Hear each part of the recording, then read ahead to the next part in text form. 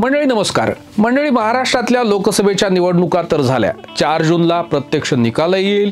कोणत्या मतदारसंघातून कोण विजयी होईल, कोणाचा पराभव होईल याबद्दल सध्या सर्व स्तरावर अगदी सावडीपासून ते मीडियापर्यंत भरपूर प्रमाणात चर्चा होत आहेत। अगदी कोण निवडून येईल यावर लोकांमध्ये पैज देखील लागले आहेत। मात्र या सगळ्यांमध्ये चर्चा होते ती ऐन लोकसभेच्या तोंडावर पक्ष सोडून जाणाऱ्या नेत्यांचं काय होणार याबद्दल।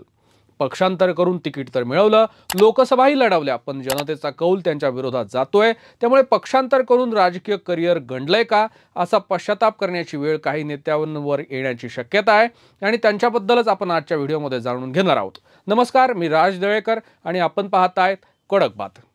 मंडळी, लोकसभेच्या तोंडावर पक्षांतर करून फसलेल्या नेत्यांचा जर विचार करताना पहिल्यांदा आपल्या तोंडासमोर येतात भाजपचे तुळजापूरचे आमदार राणा जगजितसिंह पाटील यांच्या पत्नी अर्चना पाटील। अर्चना पाटील यांनी लोकसभेच्या तोंडावर अजित पवार यांच्या राष्ट्रवादीत प्रवेश करत लोकसभा लढवली। खरं म्हणजे उस्मानाबाद धाराशिव लोकसभा मतदारसंघात विद्यमान असणारे खासदार ओमराजे निंबाळकर यांच्या विरोधात कोण लढेल याविषयी महायुतीमध्ये अनेक चर्चा झाल्या। ओमराजे निंबाळकर यांची लोकप्रियता पाहता महायुतीकडून उमेदवार कोणत्या पक्षाचा होईल याबद्दल निर्णय होत नव्हता। खरं म्हणजे ही जागा मिळवण्यासाठी भाजप आग्रही होता। त्या संदर्भातलं राजकीय जुळवाजुळव भाजपनं केलीही होती। मात्र अजित पवार गटानं या जागेवर दावा केला आणि अर्चना पाटील इथल्या उमेदवार झाल्या।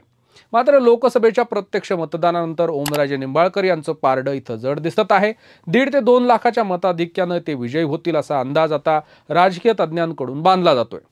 त्यामुळे अर्चना पाटील या पक्षांतर करून फसल्या आहेत का असे प्रश्न उपस्थित होत आहेत। कारण गेल्या वेळी त्यांचे पती राणा पाटील तर यावेळी अर्चना पाटील असा पती पत्नीचा पराभव होत असल्यानं जिल्ह्यात पाटील घराण्याला टीकेला सामोरं जावं लागणार असल्याचं बोललं जाते। यानंतर पक्षांतर करून ज्यांच्यावर पश्चाताप करण्याची पाळी येईल असे नेते म्हणजे शिरूर लोकसभा लढवणारे अजित पवार गटाचे नेते शिवाजीराव आढळराव पाटील। खरं म्हणजे शिवाजीराव आढळराव पाटील हे शिवसेना शिंदे गटाचे नेते होते। मात्र लोकसभा लढवण्याच्या दृष्टीने त्यांनी अजित पवार गटात प्रवेश करत शिरूर लोकसभा लढवली।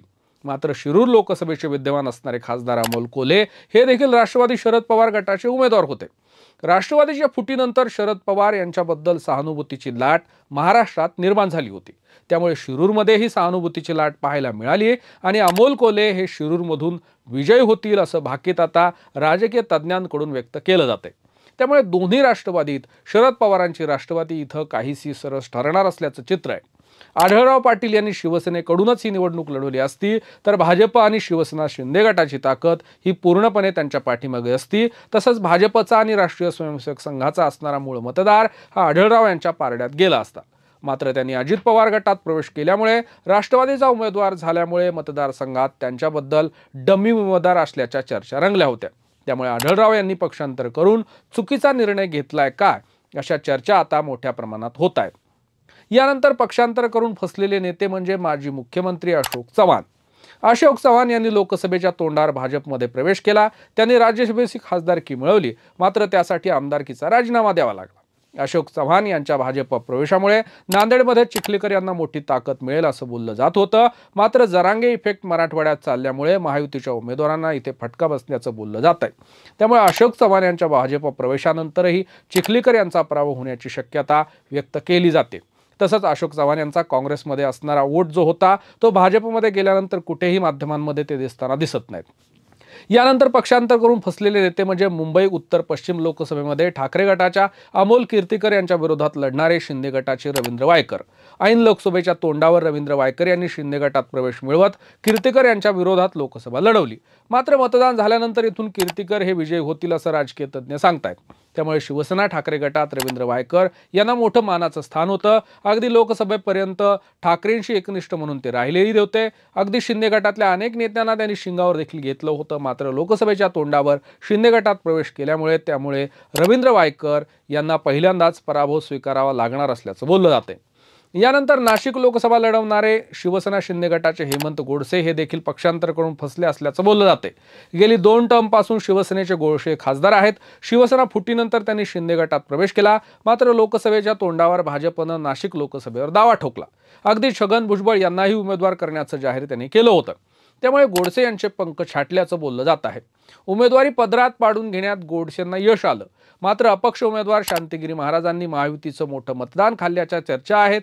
शांतिगिरी महाराजांना कुठेतरी भाजपचा छुपा पाठिंबा असल्याचंही बोललं जाते।